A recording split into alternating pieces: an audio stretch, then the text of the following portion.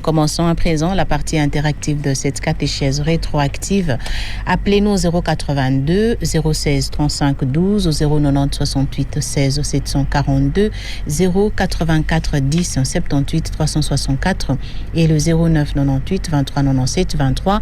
Vous nous écrivez au 081 99 66 098. On va commencer par cet appel. Allô? Allô? Oui, allô, Maman Régine, bonjour à vous, bonjour à Monsieur l'abbé, bonjour à tout le monde. Bonjour Vincent. Merci beaucoup, Monsieur l'abbé, pour cette bonne catéchèse. Concernant l'évangile ou bien l'homélie, Monsieur l'abbé, je voudrais dire, quand Simon Pierre donne la vraie réponse, pas de correction, et Jésus qui dit, ce n'est pas ni l'autre qui t'a révélé ça, c'est le Saint-Esprit, car cette réponse est bonne. Maintenant, les autres qui t'a donné, tu les révélé. C'est ça ma question. Qui les révélé? Merci beaucoup. Merci Vincent. Monsieur l'abbé. Merci Vincent. La préoccupation de Vincent par rapport à la réponse de Pierre. Oui, c'est vrai, Jésus a encouragé, applaudi la réponse donnée par Pierre au nom des autres. C'est une réponse révélée. Et pour les autres là qui n'avaient pas, sont dit les communs des mortels, qui croyaient que Jésus serait Élie, qui croyaient que Jésus serait Jean-Baptiste ressuscité ou encore bien d'autres prophètes. Mais aujourd'hui, la réponse de Pierre est connue. Aujourd'hui, la réponse de Pierre est connue. Si Jésus avait dit que la réponse de Pierre était une révélation, c'est dans le sens que c'est après sa résurrection que Jésus sera appelé le Messie, que Jésus sera appelé le Christ, en fait, dans l'humanité. Mais à ce moment-là, en Palestine, pendant qu'il exerçait encore son ministère public, Jésus n'était pas connu comme un Messie. Du moins, seulement dans les cercles restreints des apôtres qu'ils ont accueilli Jésus comme Messie, comme le Christ. Mais c'est plus tard, après sa résurrection, d'ailleurs même les centurions romains, en voyant Jésus soupirer, s'éteindre sur la croix, il va dire vraiment cet homme était le Fils de Dieu. C'est après la mort de Christ, après sa résurrection, qu'il sera appelé le Messie ou encore le Christ. Donc plus tard, même les Juifs vont découvrir. N'oublions pas qu'il y a eu des Juifs convertis au christianisme, les destinataires de l'évangile de Matthieu, les judéo-chrétiens. Donc finalement, tout le monde va, si pas tout le monde, mais un bon nombre vont s'adhérer à la foi chrétienne, c'est-à-dire les Juifs. Il y aura des Juifs qui vont recevoir Jésus comme étant les Messies ou encore les Christ. Donc cette révélation-là va se développer davantage et va se déployer davantage après la résurrection du Christ. Merci à Vincent.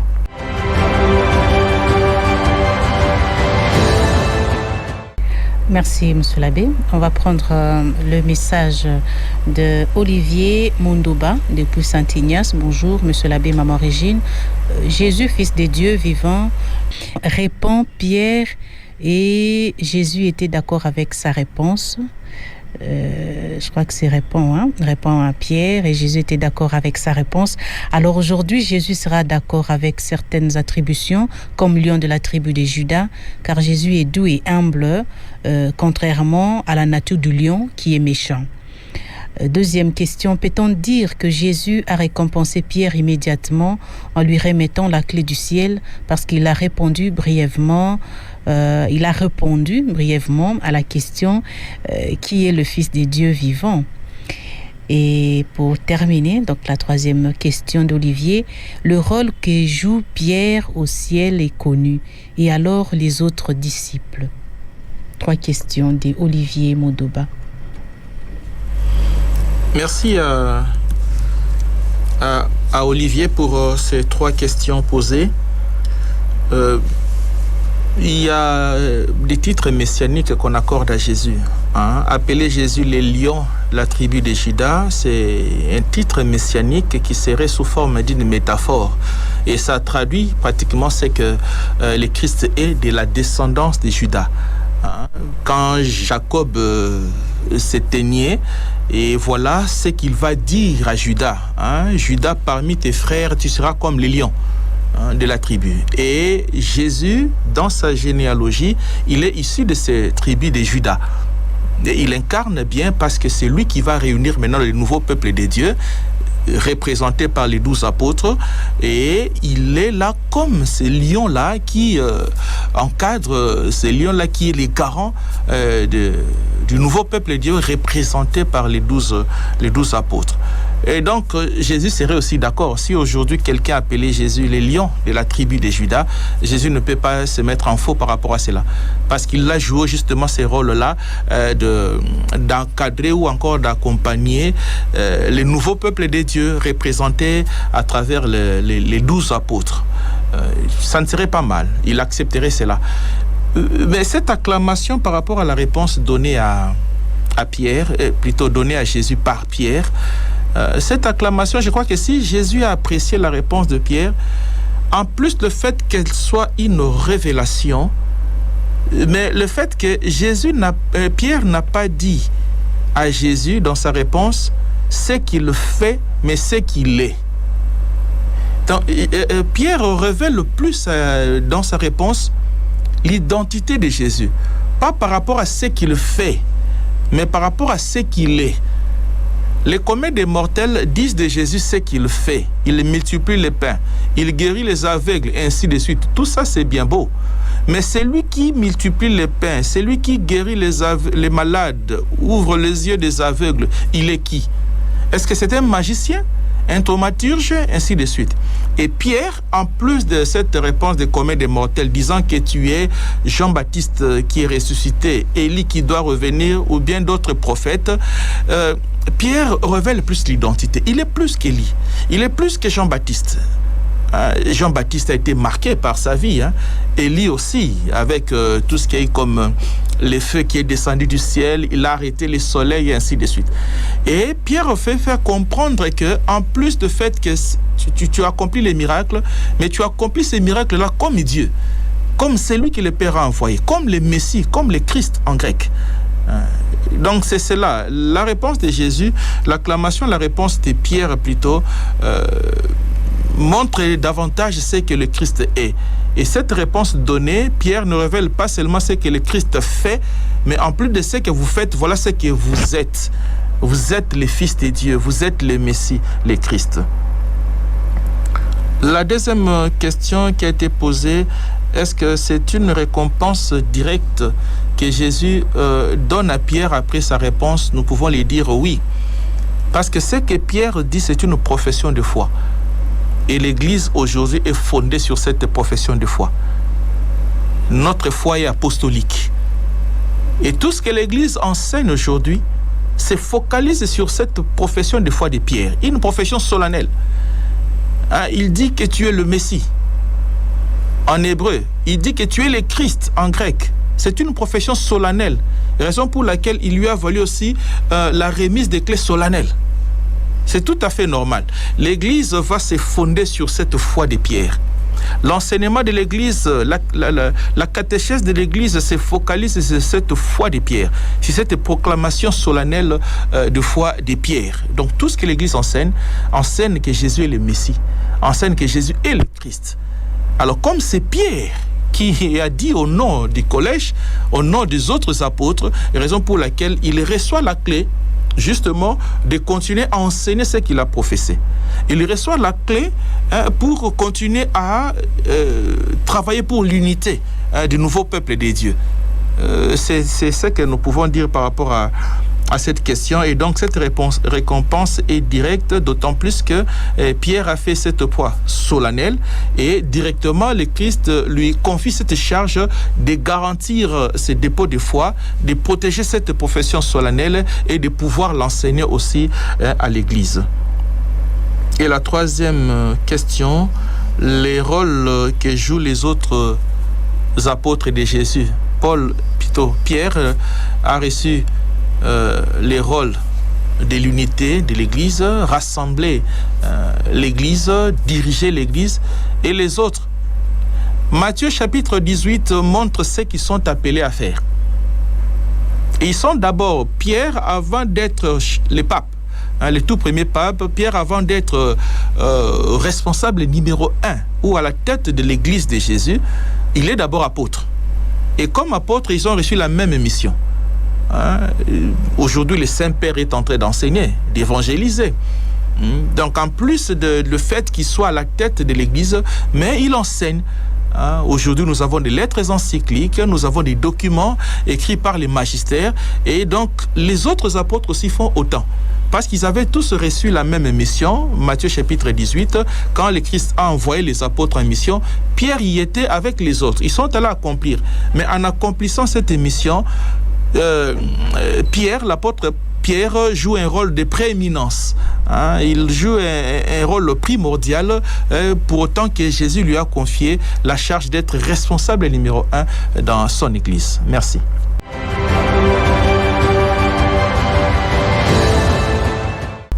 À notre texto, bonjour ma radio, monsieur l'abbé. Jésus dit à Pierre la clé de son église. Mais pourquoi aujourd'hui il y a beaucoup d'églises? Ce Oanga depuis Saint-Cyprien. Merci à Oanga pour sa question pertinente. C'est vraiment une question pertinente parce que nous avons suivi les propos de Jésus. Il s'est exprimé au singulier en disant que tu es Pierre et sur cette pierre j'ai bâtirai mon église. Un pronom personnel. Mon église. Et il n'a pas dit mes églises. Et ça vaut la peine de poser une telle question. Pourquoi il y a beaucoup d'églises? Dans notre profession, des fois, dans notre credo, lorsque nous professons notre foi en l'église, nous disons qu'il est une sainte catholique et apostolique. Et cette église qui est une sainte catholique et apostolique, elle est dirigée par les humains, par les hommes. Et dans un autre langage, nous disons que l'église est sainte et pécheresse. Sainte parce que son origine est divine. C'est l'église de Jésus. Pécheresse parce qu'elle est dirigée par les hommes.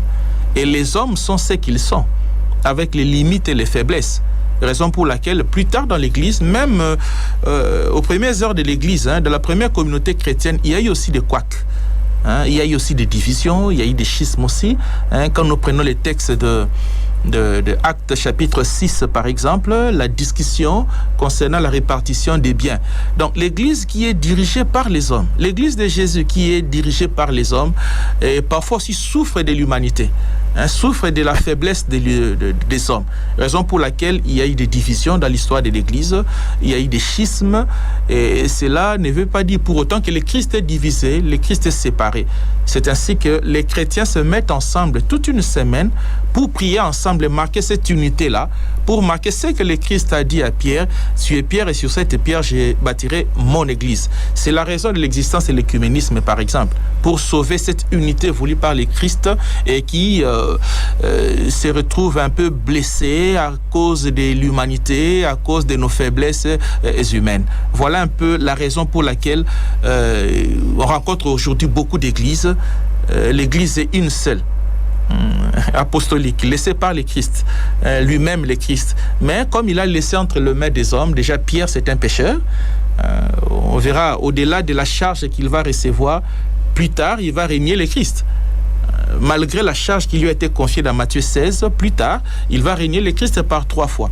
Malgré cela, qui est un aspect qui montre son humanité, mais le Christ continue à entretenir ou à faire confiance à Pierre, dont les successeurs aujourd'hui c'est le pape François. Merci.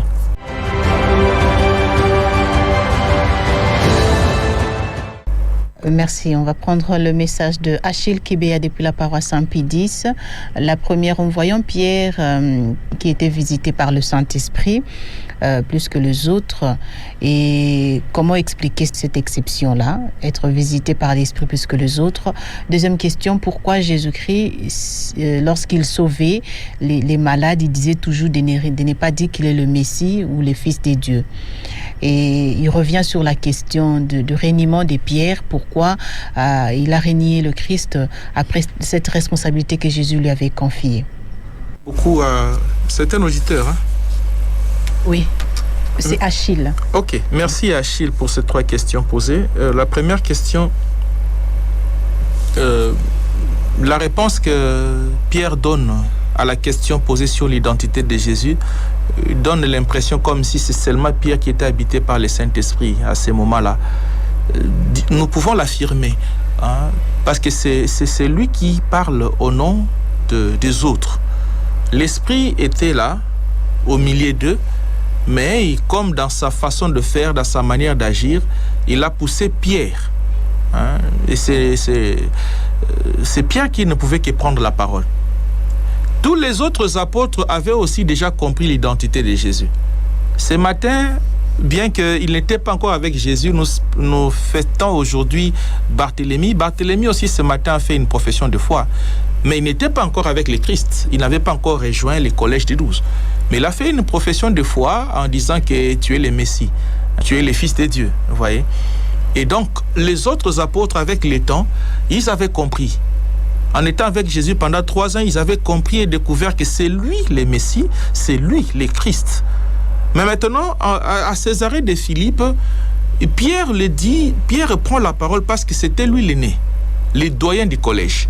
Et cette révélation a été faite pratiquement aux autres, mais en premier lieu à Pierre, parce que c'est lui qui était le doyen du collège, raison pour laquelle il a prononcé cela solennellement. Et l'Esprit a soufflé Pierre pour qu'il le prononce solennellement, qu'il le dise solennellement, c'est qu'eux déjà avaient compris. Les autres avaient déjà compris que c'est Jésus qui est le Messie, c'est lui le Christ, mais voilà l'occasion, l'Esprit suscite en Pierre, comme doyen du collège, de pouvoir le révéler officiellement ou encore solennellement. La deuxième question, celle de savoir pourquoi Jésus requiert l'anonymat après avoir accompli un miracle. C'est tout simplement parce que les moments n'étaient pas encore venus. Jésus jouait à la discrétion, ce qu'on appelle le secret messianique. C'est le secret messianique. Tout ce que Jésus a fait, surtout au moment d'accomplir les miracles, il ne voulait pas qu'aussitôt les gens comprennent cela comme si c'était les autres thaumaturges à l'époque. C'est le secret messianique. Il fallait un moment opportun pour que cela soit révélé. Comme ce n'était pas encore le moment, raison pour laquelle Jésus jouait un peu à l'anonymat. Il ne voulait pas que les gens découvrent aussitôt que c'est lui le Messie, parce qu'il avait encore à faire. Aussitôt, les gens découvrirent que c'est lui le Messie. Déjà, l'exemple dans Jean chapitre 6, on a vu comment on voulait les prendre par force pour qu'il soit le roi. Et donc, prendre Jésus par force pour qu'il devienne roi parce qu'il a nourri la foule, et c'est un peu le dérouter de sa mission. Il peut dévier de sa mission. Alors Jésus voulait échapper à cela pour qu'il arrive d'abord à accomplir sa mission. Et sa mission, c'est de nous sauver par sa mort sur la croix. Et raison pour laquelle, pendant l'exercice de sa mission, il jouait beaucoup plus à l'anonymat. Et puis Jésus était humble. Il ne voulait pas les spectacles. Il ne voulait pas que ces miracles soient considérés comme des spectacles qui l'attirent vers lui du succès, comme font certains pasteurs aujourd'hui, certains hommes de Dieu. Et il aimerait que les gens disent, voilà, s'il y a eu tel miracle, c'est un tel. Et les gens vont courir derrière lui. Non, Jésus, ce n'était pas dans sa pédagogie. C'est pourquoi il exigeait l'anonymat pour justement sauver ce que les théologiens appellent le secret messianique.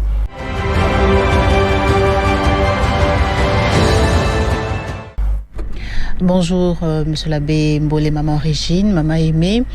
Merci pour la catéchèse bien claire. Juste une précision. Pourquoi le Christ a remis la clé à Pierre et pas d'autres, et qui représente la clé dans notre vie? C'est maman Agnès Lépira. Merci à maman Agnès. Et avant de répondre aux 2 questions, maman Régine, vous allez revenir à ces 2 questions de maman Agnès. Il y avait une dernière question qui était restée de l'auditeur précédent. Les reniements de Pierre. Pierre a renié le Christ. Et pourtant, on a vu au début, le Christ lui a confié la responsabilité, la charge d'organiser son Église, la charge de gouverner son Église, la charge de lutter pour l'unité de son Église.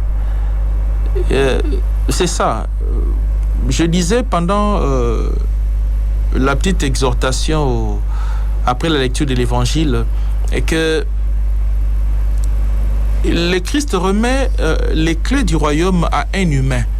Il le savait. Il ne les remet pas à un saint. Et je fais une parenthèse en disant que la remise des clés à quelqu'un, la remise de sa clé, la clé de son domicile est une marque de confiance. Et quand Dieu fait confiance à l'homme, il fait vraiment confiance à l'homme. C'est un signe de confiance. Jésus savait que Pierre allait le nier plus tard. Jésus savait ce qu'était Pierre. C'était un humain. Mais au-delà de tout, il continue à faire confiance à Pierre. Et à ce moment-là aussi, Pierre n'avait pas pris conscience de sa responsabilité. Il a entendu la déclaration de Jésus, mais la prise de conscience de cette responsabilité, cela viendra un peu plus tard. C'est ainsi que dans Jean chapitre, je crois que c'est le chapitre 21, Jésus va poser par 3 fois la question à Pierre. « M'aimes-tu plus que ceci ?» Et la réponse de Jésus, la réaction de Jésus à la réponse de Pierre, « Tu sais que je t'aime », Jésus va dire « Paie mes agneaux ». Et là, maintenant, Pierre commence à comprendre que les choses deviennent de plus en plus sérieuses. Il se souvient maintenant de la responsabilité qui lui a été confiée. Donc, au départ, quand Jésus a fait cette déclaration, il remet la clé à Pierre. À ce moment-là, Pierre ne pouvait pas peser le poids de cette responsabilité. Raison pour laquelle, il a exprimé son humanité en régnant le Christ par 3 fois. Mais après la résurrection, Jésus revient à la charge en posant la question « M'aimes-tu? Paie mes agneaux » Et à ce moment-là, Pierre voit la densité, la charge de son pouvoir. C'est ainsi que dans les livres des Actes des Apôtres, on voit comment Pierre réunit les autres, trancher des conflits, réunir l'Église et ainsi de suite. Alors, les questions de maman Agnès Lépira, que nous saluons fraternellement de là où il nous suit à partir de France. Pourquoi la remise des clés seulement à Pierre, oui, pas aux autres? Oui, tout à fait. Justement, c'est parce que c'est Pierre qui a fait cette déclaration. En plus d'être le doyen du collège, mais c'est lui qui fait cette déclaration. Et Jésus a trouvé mieux, parce qu'il connaissait bien les collèges. Il connaissait bien ses apôtres, les tempéraments, les caractères, les habitudes. Et dans son appréciation, c'est lui d'ailleurs qui a désigné Pierre comme étant le responsable du collège et ne pouvait que confier cela à lui. En appréciant Pierre, en sachant ce que Pierre est, son tempérament, son bravoure, sa maturité, c'est un grand pécheur. Déjà aussi à partir de son métier, et il le dira un peu plus tard, désormais tu seras pécheur d'hommes. Vous voyez, donc à partir de ces éléments-là, la manière d'être de Pierre au sein du collège, son métier, et Jésus a apprécié, et il a trouvé mieux que cette responsabilité d'encadrer les autres, de diriger les autres, soit confiée à Pierre. Et pourquoi seulement la clé? La clé a un rôle. Le rôle de la clé, c'est d'ouvrir et de fermer. C'est ainsi qu'il va ajouter à la remise des clés, voilà ce que tu auras délié ou lié sur la terre sera délié ou lié aux cieux.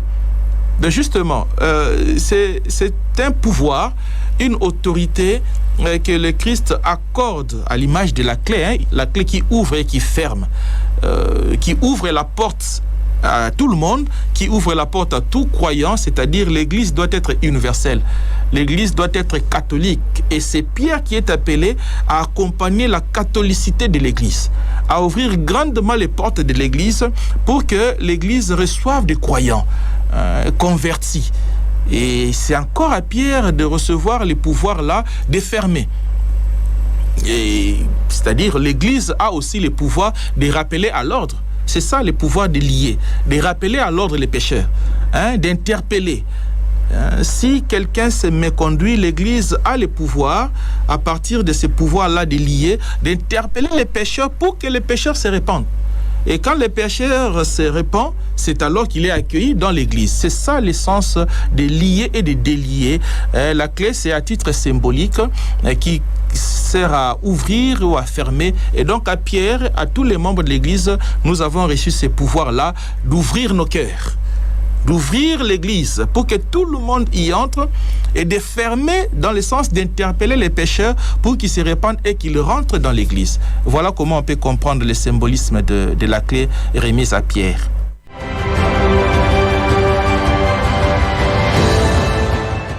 Mamémé, vous êtes avec nous. Vous avez la parole. Merci beaucoup, ma sœur Régine. Merci, Père, pour la catéchèse. Père, parlons un peu de la première lecture. On voit ces personnages Sedna, que la Bible ne parle même pas beaucoup, si ce n'est que dans ces textes. Sedna qui se voit renvoyé du temple. Il n'a pas bien accompli sa mission, mon Père. La mission qui était de prendre soin du peuple des dieux. Lui, c'est l'arrogance. Si nous lisons un peu les textes dans sa totalité, nous voyons l'arrogance, les apparences. Il abuse du pouvoir que Dieu lui a donné. Il en abuse. Au lieu de prendre soin du peuple des dieux, c'est de lui qu'il veut faire voir. Or, nous avons tous cette responsabilité, mon Père, dans l'Église, de prendre soin des uns des autres, surtout des plus petits, de faibles. Et nous sommes aussi des Sedna, car nous ne menons pas à bon port cette mission que Dieu nous a donnée. Des fois, nous en abusons aussi. Et ce texte doit nous conseiller, nous qui avons un petit peu de pouvoir que Dieu nous a confié, que ce soit dans nos familles, que ce soit dans le bureau, que ce soit là où nous travaillons, nous devons prendre le soin de faire confiance en Dieu surtout et de prendre soin de plus petits, car nous dépendons les uns des autres. Et sans Dieu, nous voyons la deuxième lecture, Paul nous fait voir que sans la présence de Dieu, sans Dieu, nous n'avons pas de pouvoir, nous n'avons pas de clés. Et c'est pour cela Paul nous dit que tout est pour lui, par lui, en lui et avec lui, que Dieu doit être notre priorité. La première place doit être celle de Dieu. Merci mon Père, mes petites contributions. Merci Maman Aimée. Merci Maman Aimée. Je n'ai pas trop de commentaires à faire sur ces merveilleuses contributions.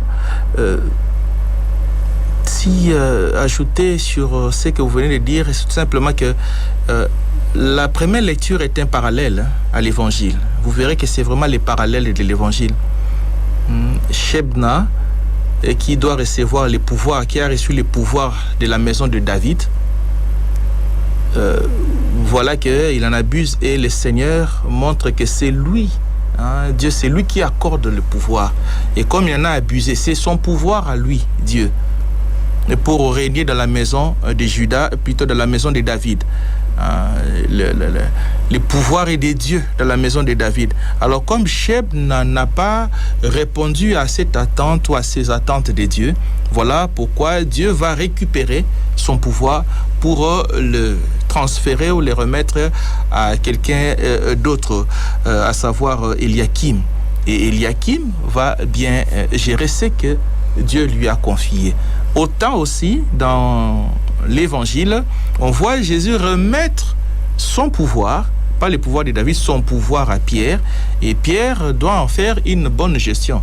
Donc, dans les deux textes, cela montre que l'origine du pouvoir dans l'Église, l'origine du pouvoir, c'est Dieu.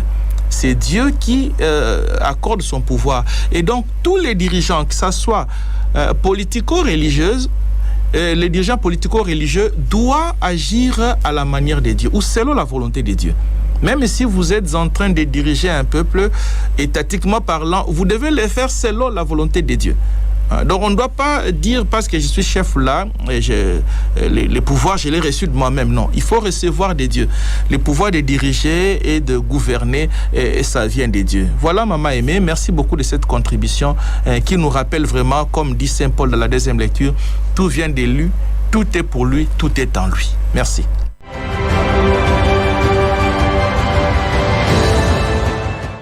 On écoute ses voix. Bonjour Maman Régine, bonjour Monsieur l'abbé, merci pour cette très belle catéchèse. Voici ma première question. La réponse donnée à Pierre est de l'ordre de la foi. Or, Pierre pouvait aussi donner une réponse de l'ordre historique comme quoi vous êtes Jésus, fils de Joseph et de Marie. Alors, ma question est celle de savoir, faut-il dès lors choisir le camp soit de l'histoire ou soit de la foi? Ou bien faut-il sinon de l'un et l'autre souligner plutôt la continuité ou plutôt la discontinuité? Ma deuxième question. La vie de Jésus et le témoignage qu'il se rend d'abord à lui-même. Alors, comment en parler de ce témoignage-là, historiquement parlant? Merci, M. l'abbé, pour le moment, je m'arrête là. Merci, Joseph. Merci à Joseph. Je n'ai pas vraiment bien saisi la deuxième question. La première question, la continuité ou la discontinuité dans la personne de Jésus. Parce que en Jésus, on voit deux aspects. Il y a l'aspect historique et l'aspect divin. On parle de Jésus historique. Dans les Jésus historiques, on le connaît. Né à Bethléem, grandi à Nazareth, des parents Joseph, Marie, et ainsi de suite. Tout cela, historiquement, a été connu. Mais dans l'aspect historique de la vie de Jésus, l'aspect divin est inclus. Ce que les gens ne pouvaient pas comprendre ou découvrir. Et donc, quand Pierre a fait cette révélation de Jésus, disant qu'il est le Messie, le Fils de Dieu, il n'a pas nié son historicité. Et l'historicité de Jésus est incluse dans la profession de foi de Pierre. Donc, c'est Jésus-là, il est le Christ, il est le Messie. Donc, il n'y a pas à dire continuité ou discontinuité. Tout entre dans la personne de Jésus. Et quand, d'ailleurs, le pape émérite Benoît XVI a écrit un livre, Jésus de Nazareth. Quand vous lisez ce livre-là, Jésus de Nazareth, vous découvrez l'aspect historique de Jésus qui ne peut pas se détacher de son aspect divin. Et nous affirmons que Jésus est vrai Dieu et vrai homme. Donc, double nature de Jésus qui sont intimement liées. On ne peut pas séparer son historicité de sa divinité. C'est Jésus qui a vécu dans les temps. C'est un Dieu qui a vécu dans les temps. C'est Jésus qui a été au milieu des gens. C'est un Dieu qui a été au milieu des gens. Raison pour laquelle, de sa naissance, il a été appelé Emmanuel. C'est-à-dire Dieu parmi nous. Dieu dans l'histoire de l'humanité. Donc les deux doivent être ensemble. On voit Jésus, on peut étudier Jésus dans l'histoire, parler de Jésus historique, on peut étudier Jésus dans l'humanité, et en étudiant Jésus dans l'histoire, il ne faut pas enlever cet aspect divin qui est en lui. C'est Jésus-là qui a vécu au milieu des gens, c'est un Dieu. Il est appelé Emmanuel, Dieu dans l'histoire des hommes, Dieu dans l'humanité. Et donc, il faut mettre cela ensemble, même si Pierre, à Césarée de Philippe, est arrivé à professer l'aspect divin de ce Jésus historique, et cela ne veut pas dire qu'il se sépare de deux, ou encore Pierre nie cet aspect historique de Jésus. Donc, les deux vont ensemble. Bon. Je crois que Joseph de Marie pourra revenir pour bien expliciter la deuxième question que je n'avais pas bien appréhendée. Merci.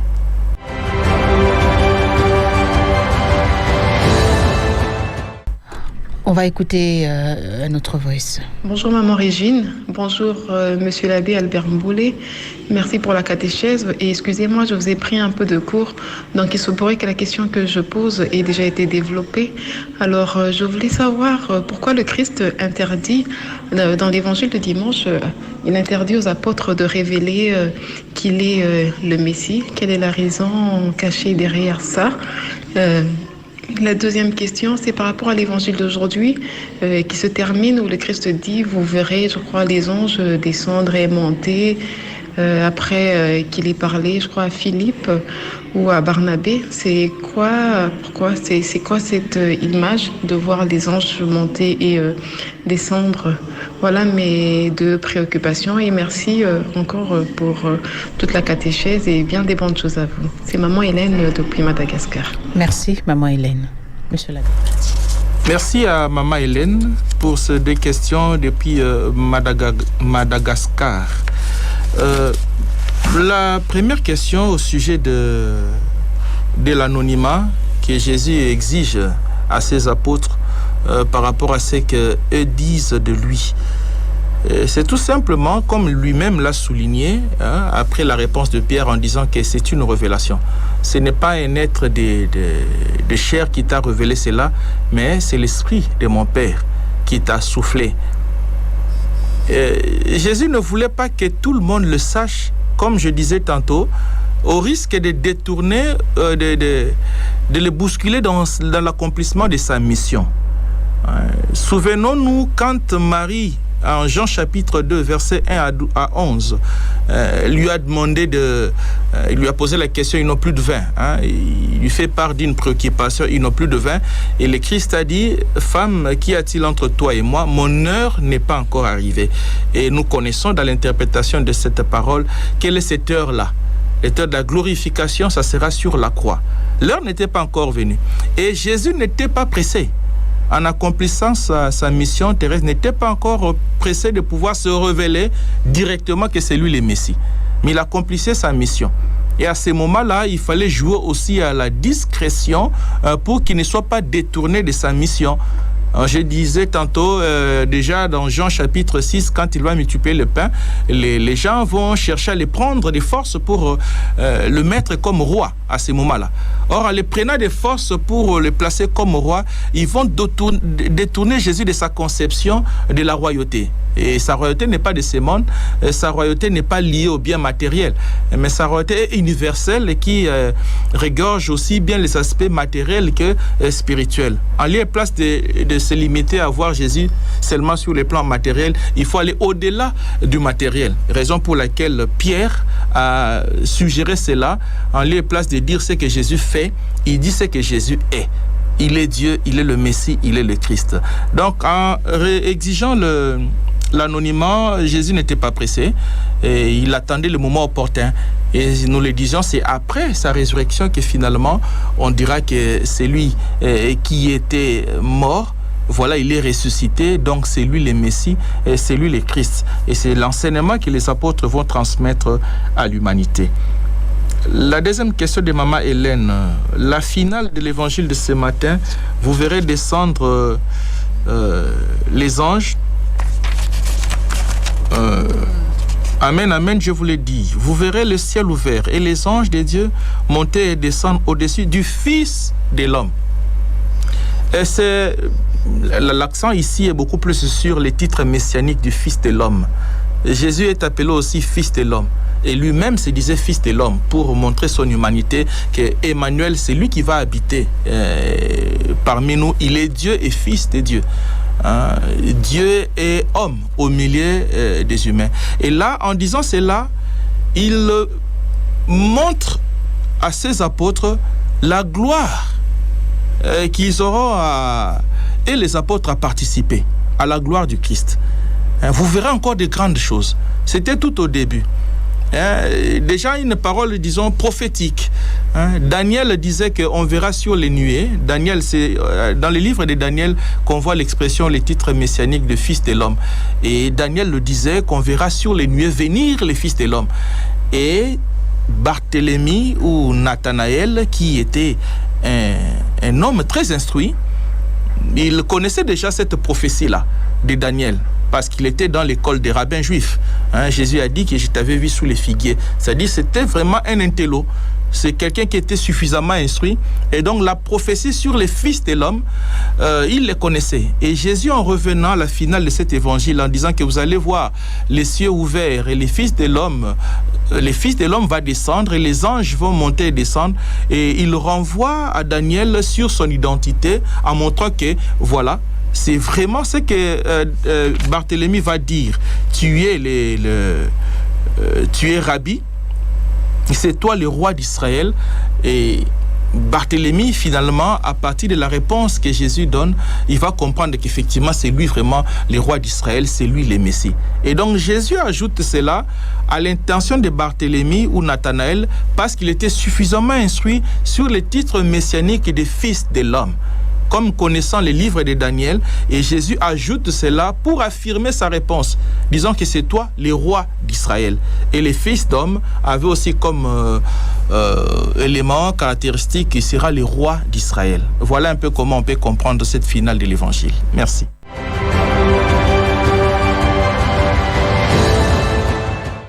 Voilà, on va terminer par le message du Saint-Père avec Maman Aimée. Merci beaucoup, ma sœur Régine.